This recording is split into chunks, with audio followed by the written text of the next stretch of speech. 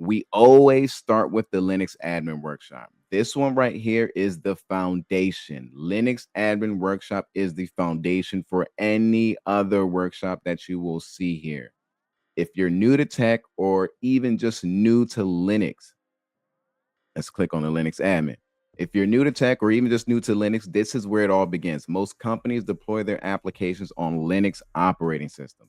You're going to learn how to navigate the file system, how to manage users and permissions. You're going to learn how to secure remote access, how to monitor resources, and even how to deploy production services in a production environment.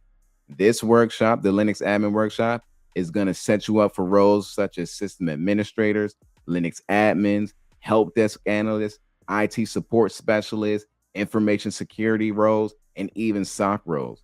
Everything else that we teach, every other workshop that we are going to be going through is based on this Linux workshop, right? Everything builds upon the Linux admin workshop.